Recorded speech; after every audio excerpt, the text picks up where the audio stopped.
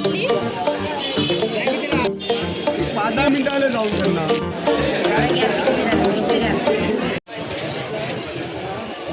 नमस्कार मंडळी, तुमचं पुन्हा एकदा खूप खूप स्वागत आहे आजच्या एका नवीन ब्लॉगमध्ये.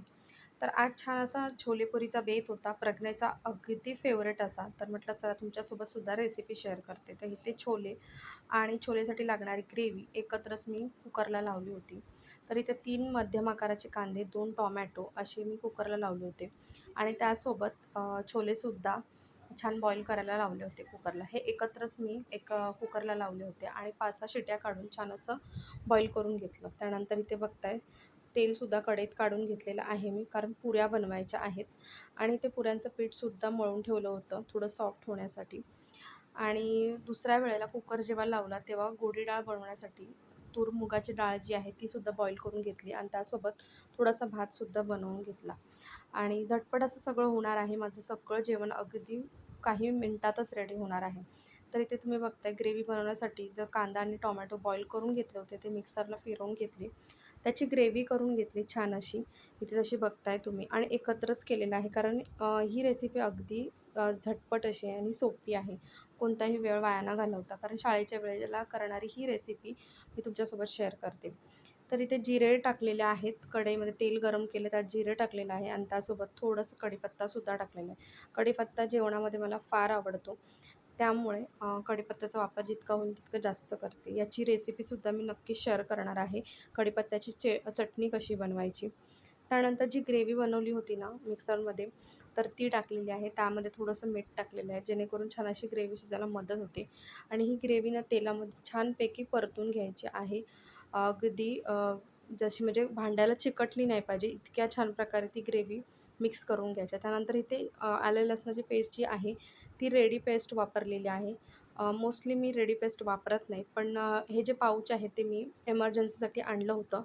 आणि त्याचबरोबर गेल्या महिन्यामध्ये लसूण महाग होते, तर त्यावेळेलाही पाऊच आणून ठेवलं होतं. त्यानंतर इथे काश्मीरी मिर्च टाकलेली आहे, लाल तिखट टाकलेलं आहे, थोडीशी हळद टाकलेली आहे आणि छान असं मिक्स करून घेतलं. त्यानंतर जे बॉईल केलेले छोले होते तर ते टाकलेले आहेत आणि थोडीशी कोथिंबीरसुद्धा टाकलेली, जेणेकरून त्याचा जो फ्लेवर आहे तो छान कोथिंबीरीचा छोलेमध्ये उतरेल. त्यानंतर इथं तेल गरम करायला ठेवलेलं आहे, पुऱ्या लाटून घेणार आहे. कारण प्रज्ञाला 11 वाजता जेवण रेडी लागतं, त्याला स्कूलला जायचं असतं. सो टिफिनमध्ये पण तो हेच घेऊन जाणार आहे असं मला सकाळी बोलून गेला. त्यामुळे पुऱ्यासुद्धा बनवायला घेतलेल्या आहेत. आणि गव्हाचं पीठ आहे हे आणि त्याच्यामध्ये अगदी थोडंसं, म्हणजे जसं गव्हाचं पीठ 2 वाटी घेतलेलं आहे, तर त्याच्यामध्ये पाव वाटी मी फक्त मैद्याचं पीठ थोडंसं घेतलेलं आहे. तर इथे बघता पुऱ्यासुद्धा माझ्या ज्या आहेत त्या करून झालेल्या आहेत जवळजवळ आणि फ्राय करायला घेतलेल्या आहेत. थोड्याशा तेलामध्येच घेतलेल्या आहेत, कारण खूप जास्त पुऱ्या बनवायच्या नाही आहेत. आता वाजलेले संध्याकाळचे 6:15 होत आलेले आहेत जवळजवळ आणि मी झालेली रेडी, कारण जायचं आहे मला बाहेर. थोडं काम आहे माझं आणि ते काय काम आहे ते तुम्हाला सांगणारच आहे. कारण असं आहे की मला काही गोष्टी घेऊन यायच्या आहेत, जसं की आता माझं गेल्या गुरुवारी महालक्ष्मीचं जे मार्गशीर्ष महिन्यातलं महालक्ष्मीचं जे व्रत करतो आपण, तर त्याचं जे उद्यापन आहे ते माझं राहिलं होतं, म्हणजे झालं नाही गेल्या गुरुवारी. कारण काही कारणामुळे ते नाही शक्य झालं. त्यामुळे म्हटलं ठीक आहे, ह्या गुरुवारी महालक्ष्मीचं मार्गशीर्षचं जे व्रत आहे तर त्याचं उद्यापन आज करणार आहे. सो त्यासाठीच्या काही गोष्टी मला घ्यायच्या आहेत. त्याचबरोबर लवकरच संक्रांतसुद्धा येत आहे. तर जसं की लास्ट इयरलासुद्धा तुम्ही बघितलं की मी हळदी-कुंकू करते. अगदी लग्न झाल्यापासून म्हणजे जवळजवळ 11 वर्ष झाले मी हळदी-कुंकू करते. त्यामुळे मग त्याच्यासाठीसुद्धा मला वाण घेऊन यायचे आहेत आणि यावर्षी मी थोडी घाई करते, कारण मला संक्रांतीच्या दिवशी हळदी-कुंकू करायचं आहे.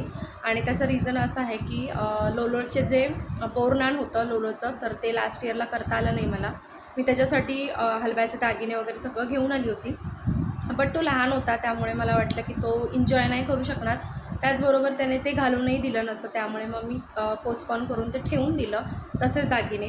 तर या वेळेला म्हटलं आपण करूया. आता तो 2 वर्षाचा आहे, बऱ्यापैकी त्याला समजतं आणि तो करूनही देईल मला, अशी मला आशासुद्धा आहे. त्यामुळे मी यावर्षी करायचं डिसाईड केलेलं आहे आणि त्यासाठीचं म्हणूनच मी त्याच दिवशी म्हणजे संक्रांतीच्याच दिवशी हळदी-कुंकूसुद्धा करणार आहे आणि लोलोचं बोरनान जे आहे ते सुद्धा करणार आहे. तर त्यामुळेच मग त्या आणण्यासाठी मी आता जात आहे आणि हे गेले प्रज्ञेला स्कूलमधून आणायला. तर हे सुद्धा आले सकाळी गावावरनं, तर ते सुद्धा आज घरीच आहेत. त्यांची तब्येत थोडीशी बरी नाही, त्यामुळे मग दिवसभर त्यांनी आराम केला, छान रेस्ट केला आणि आता मी बाहेर जात आहोत. तर ते येतीलच आता प्रज्ञेला घेऊन, त्यानंतर आम्ही लगेचच निघणार आहोत. सो चला आता मी हे आल्यानंतर निघणारच आहे आणि तोपर्यंत चहा घेते थोडासा, कारण माझा चहा मगाशी राहिला, शक्य झालं नाही मला पियायला. तर आता चहा घेते आणि मग लगेचच आम्ही निघू हे आल्यानंतर.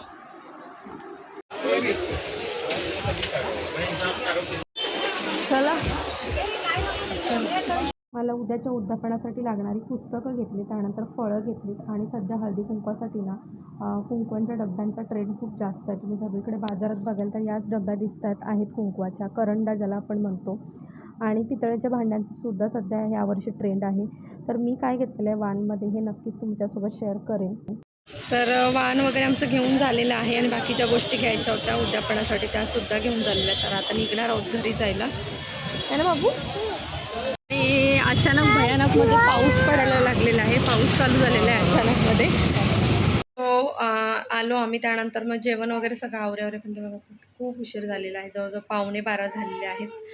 तर त्यामुळे आजचा ब्लॉग जो आहे तुम्ही इथेच सेंड करणार आहे आणि वाण काय आणलेलं आहे किंवा काय काय गोष्टी घेतलेल्या आहेत या सगळ्या मी